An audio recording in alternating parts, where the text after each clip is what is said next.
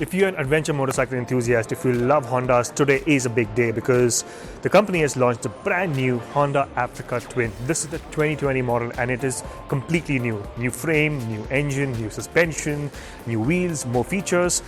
Let's talk about the design first. And if you come to the front end, it looks quite like an Africa Twin signature. So you've got these mean looking LED headlamps, and a new feature is this cornering headlamp here. Now this is a 3-stage system. It works with the IMU, and I'll get to the IMU bit later. Let me just turn the headlamp and you'll notice this LED DRL. It gives it a nice aggressive face, and you have these illuminated turn signals that blink when you obviously want to indicate, but otherwise they remain on and they look really, really interesting.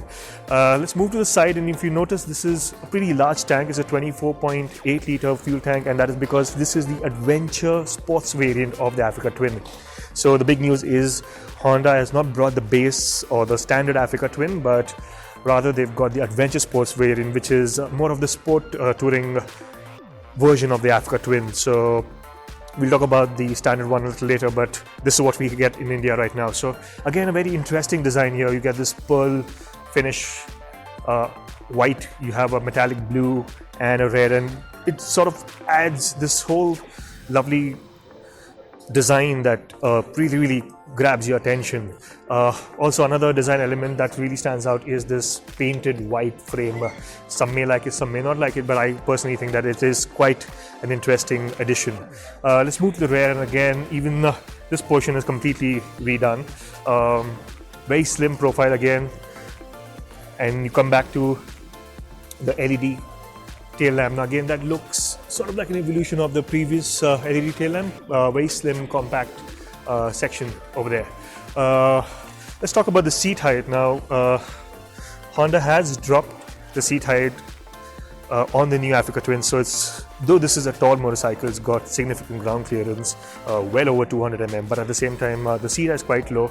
So my height is 5 feet 10 inches, and as you can see, I can get my foot firmly on the ground. I think that is one of the biggest improvements that they've managed to achieve with the Africa Twin. So let me just get off the bike and show you more. If you can come closer, I'll show you the new.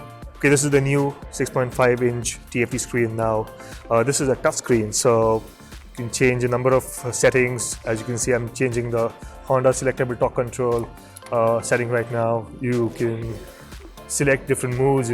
There's tool, there's gravel, a lot of other features that are displayed on a very, very crisp display right now. So again, apart from the display, you can also have a digital readout for the speed and the gear. So it will take a little time to get used to because you have the same reading even on top over here. But again, quite an interesting display. The new Africa Twin gets IMU assisted 7-level Honda selectable torque control. Then you have wheelie control, cornering ABS, rear lift control, and there's also a cornering detection feature in the DCT variant, which recognizes when the bike is cornering and adjusts for the most natural gear changes. You also get cruise control as standard on the new Africa Twin, and that is something that was missing on the previous bike. You also get a new lithium-ion battery that offers 1.6 times longer shelf life and 4 times longer durability. Also, since we are facing this side of the bike, the screen over here is now adjustable. There are about 5 steps of adjustment, so it makes it really easy for you to adjust it to suit your riding needs as per your height. And if you're out touring, you can raise the height or lower it. That was not possible with the previous Africa Twin, so another concern that's addressed here. Also new on the bike is a new chassis. It's lighter. You also have a bolt-on aluminium subframe. Even the swing arm is aluminium. Overall, the weight of the new Africa Twin is about 5 kgs lighter than the previous version, and that is again a big improvement. It will improve the handling, especially off-road, is something that we are told, so waiting to ride the bike.